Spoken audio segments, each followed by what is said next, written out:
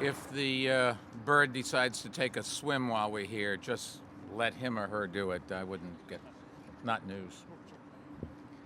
Well, good morning, and this is maybe when the president of the university speaks, he can describe a little bit about what Rockefeller University is. It is one of the great jewels in the educational crown of New York City and, in fact, the world. And there's an enormous amount of research and progress to help humanity that's come out of this university and will continue to. And it's an honor for us to be here. 6 years ago on Earth Day, we launched PlaNYC, as I'm sure all of you know. It is our comprehensive set of strategies to create a greener, greater New York. And since that time, in partnership with the City Council, we have reduced New York City's carbon footprint by 16%, and we are well on our ways to meeting our goal of a 30% reduction by 2030. We've set an even more ambitious goal for city government, and that is to reduce the city government's carbon footprint 30% in just 10 years by 2017. And so far, the city has cut our emissions by 12%, or more than 300,000 metric tons. And we challenged New York universities to meet that same goal, a 30% reduction in carbon within 10 years. 17 universities signed on to our carbon challenge. In 2009, we issued a second challenge to hospitals and the 11 largest hospital systems in New York City, which consist of more than 50 individual hospitals, and they have also taken the Carbon Challenge pledge. Together, these universities and hospitals represent 120 million square feet of space and 3.5% of citywide emissions, and by fulfilling the Carbon Challenge pledge, they'll eliminate more than 600,000 metric tons of carbon dioxide and reduce citywide greenhouse gas emissions by a full percentage point just from the hospitals and universities. So it's really amazing. And as this report we're releasing today shows, which I have right here, report, see report. Okay, you can get one afterwards. If you can't read it, I'll be happy to translate for you. David's looking at us with a perplexed look on his face, but Stan, you can help him afterwards. 5 institutions, the Rockefeller University, Barnard College, New York University, and the Fashion Institute of Technology, otherwise known as FIT, and New York's Hospital Queens have reduced their emissions by at least 30% already in less than half the time allotted for the challenge. In fact, FIT has already reduced its emissions by more than 40%, and we would expect that from Joyce Brown. I'll return to our report in a few minutes, but clearly New York's institutions are not only committed to making our city more sustainable, they are actually doing it. So today, in partnership with the New York State Energy Research and Development Authority, NYSERDA, we're issuing a third carbon challenge, and this time it is to corporations. 10 of the world's largest corporations have already pledged to shrink their carbon footprints within 10 years' time, including JetBlue, Google, Goldman Sachs, JPMorgan Chase, BlackRock, AIG, Credit Suisse, Deutsche Bank, Bloomberg LP, and PVH.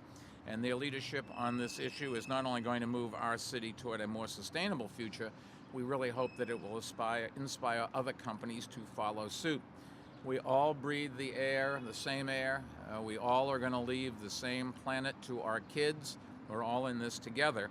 And in fact, a number of the corporations have already implemented efficiency measures even before taking the carbon challenge. And some of these companies, which I'm happy to say includes Bloomberg LP, Goldman Sachs, JPMorgan Chase, and Credit Suisse, have now committed to reducing their carbon footprint by 40% over the next 10 years, 10% more than our target. Now, partnering with our city's building owners is an important part of ensuring that we meet PlaNYC's ambitious goal, and I want to give you just 2 reasons why. First, the energy used in the city, nearly 1 million buildings, accounts for roughly 75% of New York City's greenhouse gas emissions. It's exactly the reverse of most other cities. Most cities, 20-25% comes from buildings and 75% from transportation.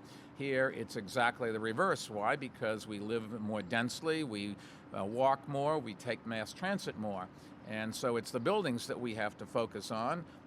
We are focusing on transportation at the same time, but if we're going to make a very big dent, doing something with the buildings is something that's going to be much quicker and have a much greater impact. The second reason we want to focus on them is that the buildings in our cities are going to be active for 20, 30, 40 years more, whereas a given transportation vehicle doesn't really have a lifespan, probably no more than 5 or 10 years. So as technology changes in the vehicles, it will be adopted quicker. Buildings, if we do something or don't do something, if somebody builds a new building and it's not environmentally friendly, that's going to last a very long time. So existing buildings where we're going to focus, it's vital to our economy and it's vital to our environmental health. Now, to help building owners reduce emissions, we'll work with them to identify a range of energy efficiency projects motivated by the carbon challenge goal. These institutions, many of them already, have undertaken large-scale projects such as building cogeneration plants and upgrading the heating system, as well as small-scale projects like installing occupancy sensors and improving their operation maintenance. What is an occupancy sensor, you will ask? Well, it's if nobody's in the room, the lights go down. Makes a lot of sense. Why keep lighting something where nobody's in it? And those work very well. I can just tell you at our foundation building, you walk in, it's dark, and you walk into a room, and I don't know how it knows, but it knows. We're also providing more support so that building owners convert from using heavy polluting heating oil to ultra-low sulfur oil or natural gas. And that really is the single most important thing that we can do to improve air quality. And our progress report shows the institutions that have taken our challenge are not only improving their energy efficiency and helping the city's environment, they are also seeing impressive financial gains. The fact that natural gas costs so little is one of the things that's really made it easy to convince building owners that it's in their interest from a financial point of view, as well as their interest for the air they breathe and their children breathe and their tenants breathe, to do the conversion. Let's start with the universities. We're the first to sign our pledge, and just want to tell you what they've done. Together, our 17 university partners have reduced their greenhouse gas emissions by 13%. 6 universities are more than halfway there to reaching the 30% target goal. Each has reduced their energy cost, and as we all know, in education, efficiency really translates into economics, and the economics of all universities are under pressure as the governments defund the most important thing that we have to create a world for the future, and we've got to find ways to make it up. One is with private philanthropy, but another is with helping the universities to reduce their expenses. Here at Rockefeller, energy efficiency is saving the university at least $1 million a year. So if any of you were thinking about matching that, you could write a check for $1 million. I'm sure the president would love to have it, but they're doing their part. And NYU's efforts have led to the most impressive savings, between $11 and $14 million a year. Now, our hospital partners are also achieving striking gains of their own since taking the Carbon Challenge pledge in 2009. Hospitals have cut emissions by more than 6%, and 5 hospitals have cut their emissions by 15% or more, and that includes New York Hospital Queens, which in 2 years met the Carbon Challenge goal, cutting their emissions by more than 30%. And that also resulted in at least $2.5 million in annual energy cost savings for that hospital. And as I mentioned, New York Hospital Queens is just one of 5 challenge participants who've met our 30% target ahead of schedule. Together, these early achievers, as you could call them, last year reduced their emissions by something like 86,000 metric tons of carbon dioxide, the equivalent of removing more than 18,000 passenger vehicles from our city roads. So it just goes to show you there are some things that we can do to make a very big difference right away, and I'm happy to say that in New York we are doing this. Moving New York forward towards a greener, greater future is a job that's going to take all of us to complete. It's not going to be done overnight.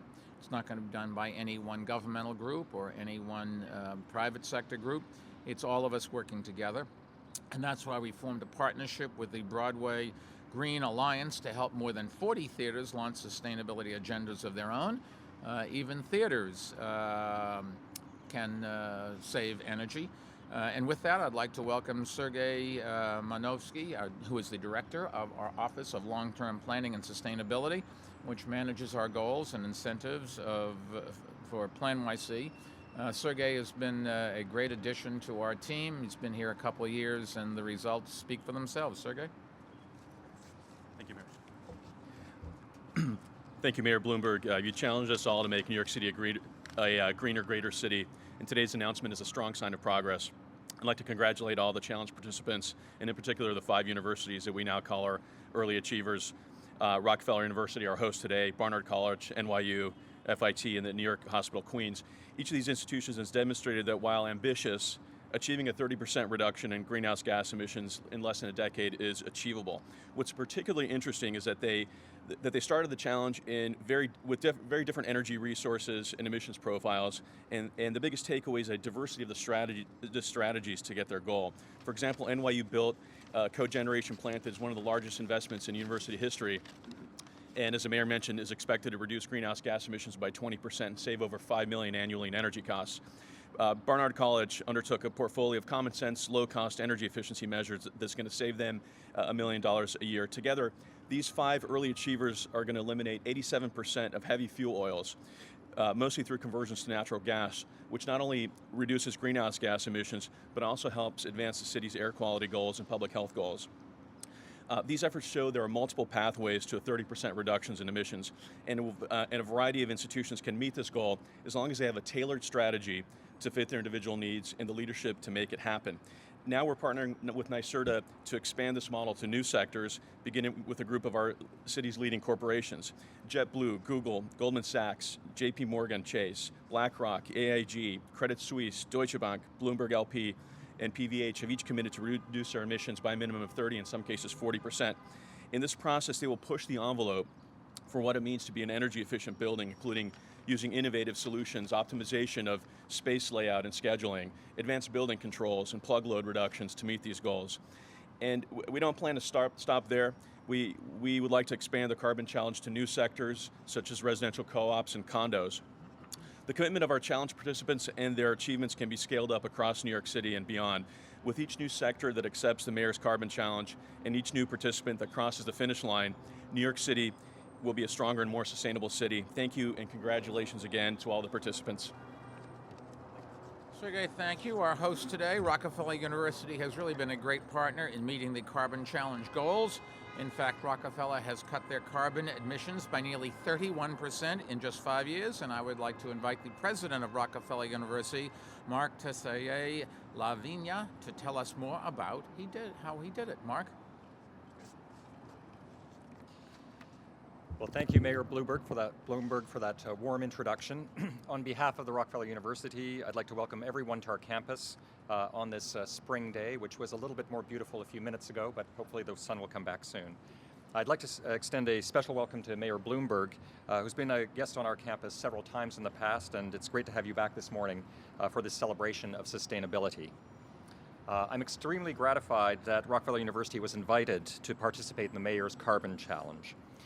As some of you may know, and for those of you who are new to our campus, I'd just like to introduce you a little bit to Rockefeller. Rockefeller, as you heard, is a graduate school, just a graduate university, and it focuses exclusively on biomedical research. We're a small institution, just 5 city blocks, just 70 faculty members, but the institution punches above its weight. It has had a big impact on biomedical research, and one measure of that is that this institution has had more Nobel Prizes in medicine or chemistry than any other university or research institution in the world over the past century. Now, sustainability and biomedical research are rarely mentioned in the same sentence, but they should be. Both have the same ultimate goal, to ensure society's well-being now and in the future. That's why we embraced the Mayor's Carbon Challenge as soon as it was laid down. I'm pleased to report that in just the past few years, we've exceeded our goal of reducing carbon emissions by 30%. I'd like to mention a few key factors that led to our success. Some of the moves involved investing in changes to the infrastructure of the kinds we've heard of. We installed variable air volume controls to tailor air delivery to laboratories based on occupancy levels and cooling requirements, which increased the efficiency of airflows. We installed more energy-efficient lighting, reducing up to 50% of lighting loads in several buildings, and we converted fuel oil to natural gas for heating systems. Other moves were more straightforward and involved common sense steps that anyone can take. We adjusted temperature settings to be warmer in the summer and cooler in the winter, reduced heating during nights and weekends, and launched a Shut the Sash campaign to close laboratory fume hoods when not in use, which reduces our air conditioning needs dramatically.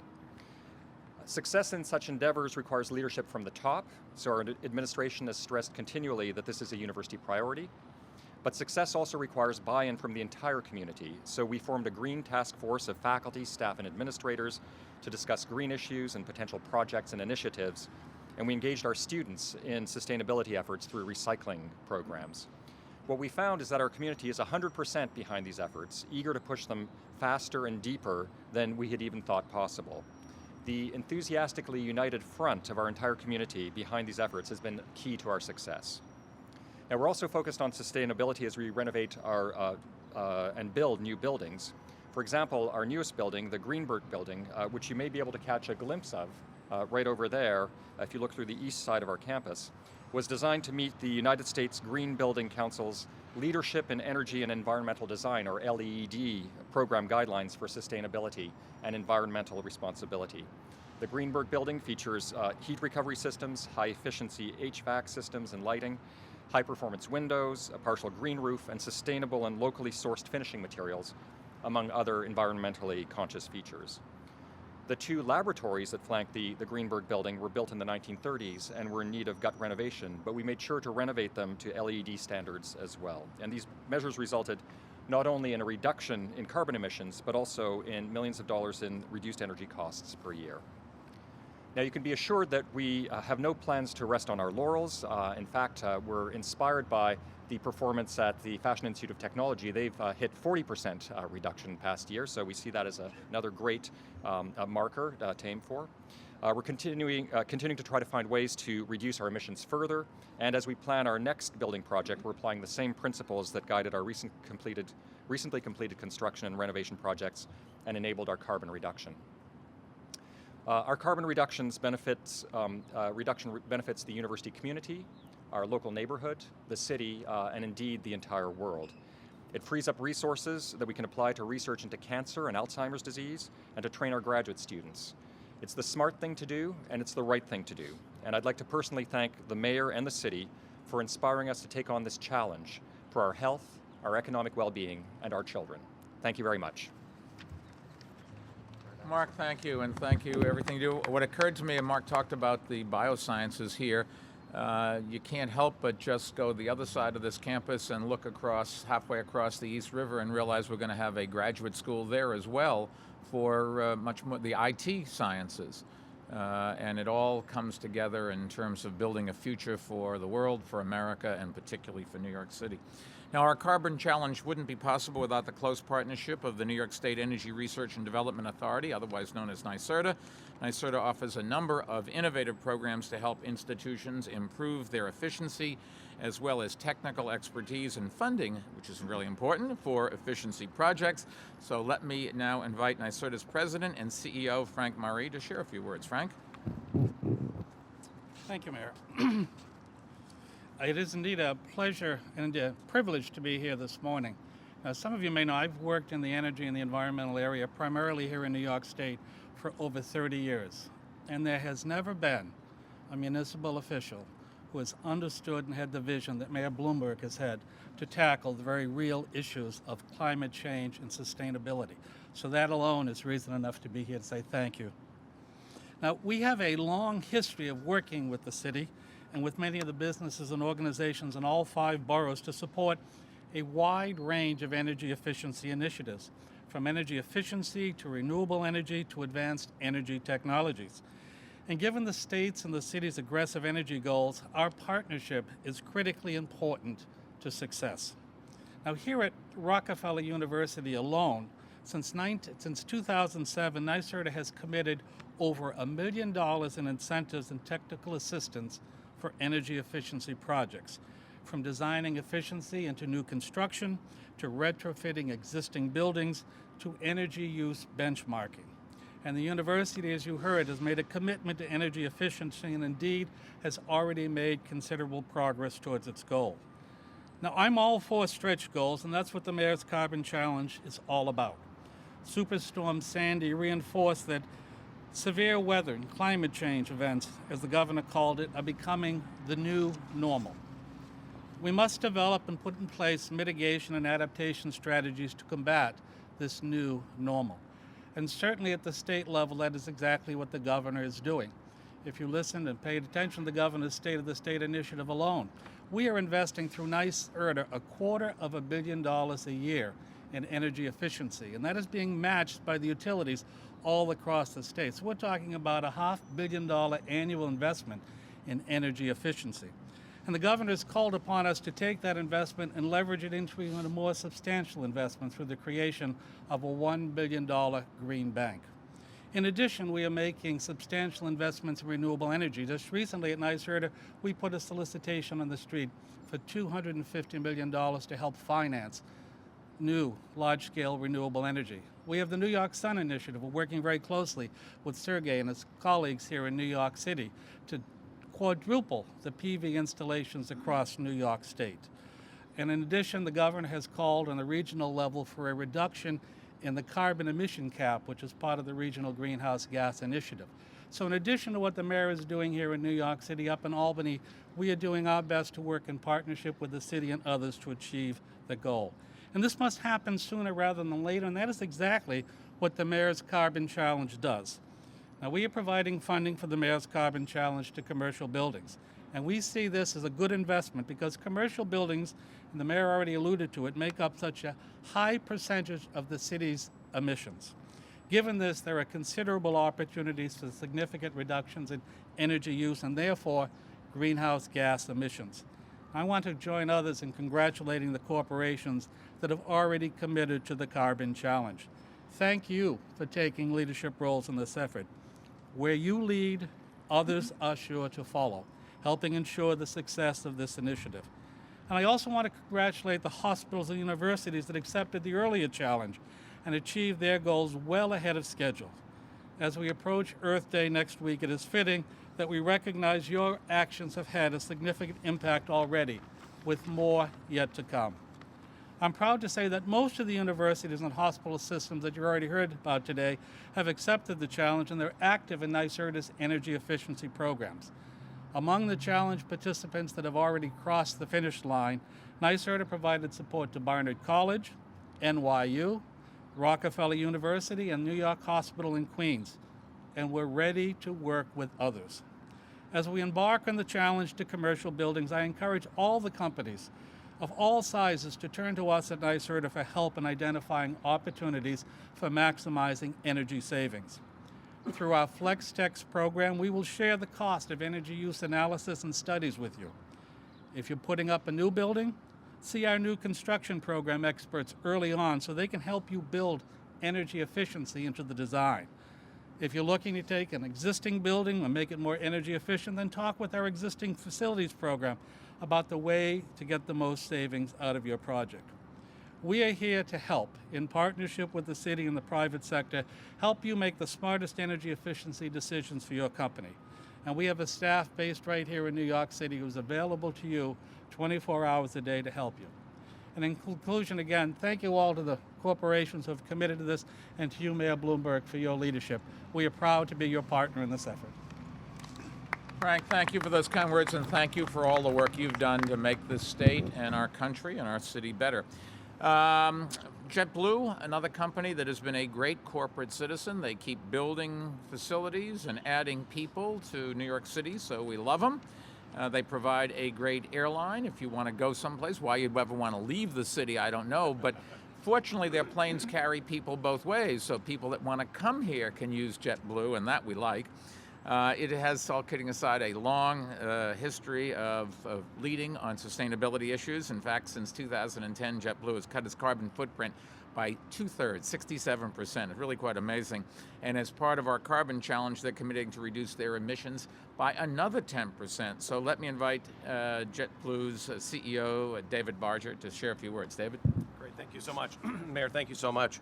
Absolutely delighted, Mayor, to be here on behalf of 15,000 crew members, 5,000 crew members who call New York City home, to not only be recognized, but to accept your carbon challenge. And by the way, it is one of the most environmentally friendly ways of mass transit as you think of taking to the skies. I mean, specifically being here today, learning much more about this gem, Rockefeller University. I've learned that this is the philosopher's garden. It's a good way to think about certainly our industry. And I think when you think about an airline such as JetBlue, you may not know that our hometown carrier based here we have the youngest fleet of any carrier across the United States. And when we think about our responsibility, our sustainability challenge, we're taking that seriously, Mayor. And in fact, the industry across the world has committed to carbon neutral growth by the year 2020, which I think are a couple interesting sound bites.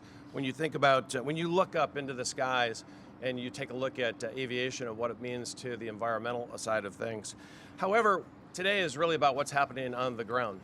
And when we think about the carbon challenge and what's led to the reduction in our carbon footprint responsibility, you were so helpful, the city, of course the state, but you personally were so helpful as we moved into 2701 Queens Plaza North into Long Island City. And as we moved into a LEED certified building, the ability to really reduce our carbon footprint by 67% with our move from Forest Hills was significant. And when you start to get inside of not just the building, but the human factors, 1,000 crew members, our word for employees who are working there, I think it's very, very important to note that 80% of all of our crew members who call that home, who work there across 7 days a week, use mass transit. Things such as utilizing transit check makes a significant difference, to say the least. It's just part of how we do business, now calling Long Island City home. And all that said, we know that 67% is not enough, and so we're certainly delighted to accept that challenge and say, not just another 10%, let's try to see if we can get 15% in terms of further reduction in our carbon footprint over the course of the next 10 years as well, again, as New York's hometown carrier. When we think about, again, the building, it's the people, it's the talent, I'll just share with the group here today, talent wants to work for organizations that are making commitments such as this. And you always said that this city, when you start talking about attracting and retaining talent and with good causes behind corporations that are making a commitment and doing good, creating a positive lifestyle or whatever the commitment might be, a carbon challenge is just one more reason why crew members want to work at our company or prospective talent want to call JetBlue home as well. I'll close with this. We're delighted to be here today, not just to be recognized, but also to accept your further challenge. And in fact, this Saturday, we'll be working with Bette Midler and the New York Restoration Project, planting another 1,000 trees, this time on the Brooklyn-Queens border, as a result of some of the damage with Hurricane Sandy. Mayor, on behalf of 15,000 strong, delighted to be here with these great brands, universities, colleges. When you start to think about what you're creating here, what you've been creating in New York City, we couldn't be more pleased to call New York City home. Thank you for the opportunity to share our story today. Appreciate it. David, thank you. For those of you that don't remember the story, there was another city and a state to the south of us, way to the south of us, that tried to lure JetBlue, and they talked to their employees, and almost to a person, they said, we want to be in New York, and David made the decision that their company would do a lot better here, and I hope it has. I think so. We're pleased to have him. BlackRock has also agreed to meet the carbon challenge. It's one of the world's great money management companies. One of the ways they'll do that is through an innovative project that will consolidate several data centers into one efficient center. So let me now invite BlackRock's Chief Financial Officer, Gary Shedlin, to share a few words. Gary? Thank you, Mayor Bloomberg. BlackRock today accepts the Mayor's challenge and the obligation we have today to prepare for tomorrow. As investment and risk managers, we take responsibility for helping parents and grandparents, firefighters, teachers, and people from all walks of life prepare for retirement and for a better financial future. At the same time, we also take responsibility for reducing our impact on the environment. In the past year alone, BlackRock has reduced our energy consumption by some 6%. 3 of our biggest building locations are in green certified buildings. And we believe we can do more and look forward to achieving the goals of the Mayor's Challenge. Thank you very much. Thank you. That's great. Gary, thank you. Let me point out we have some other people here who've really made a difference. Joyce Brown, president of FIT, and she and her husband both have made enormous differences to this city. We have become the fashion capital of the world. We have something like double the number of fashion houses of Paris. And FIT produces the employees that they need to grow and prosper here. We have Alison Leary, Executive Vice President for Operations from NYU. Wave your hands if you can. Gail Beltrone, Vice President for Campus Services at Barnard, where Christina went to school. Kevin Mannle, Associate VP for Facilities Management, New York Hospital, Queens. Timur Galen, Managing Director of Corporate Services at Goldman Sachs. Curtis Ravenel, Chief Sustainability Officer for Bloomberg LP. And incidentally, David, I remember being at an event where your boss committed that News Corp would become carbon neutral around the world. He was one of the real leaders here on doing this. And Melanie Steiner, Chief Risk Officer at PVH Corporation, and Bill Beck, Credit Suisse Managing Director. We are going to finish up, and then we're going to take some questions on topic, cut a ribbon, and then we'll take off-topic questions. But let me also introduce somebody that's right in front of you, who is very important, our feathered friend. He is gray and green and great all over. I didn't write this, somebody else did. His name is clever, Birdie. Birdie is our GreeNYC mascot, and he's been helping our University Carbon Challenge partners meet their emissions goals by working with students, faculty, and staff so they make better, greener choices. Birdie, thank you. Keep up the great work. Well done. Let me also summarize today's announcements for our Spanish-speaking New Yorkers. Hoy días empresas aquí en Nueva York se han comprometido a reducir su huella de carbón en los próximos 10 años. Es muy buena noticias para nuestro medio ambiente y nuestra economía. With that, we'll take some on-topic questions first.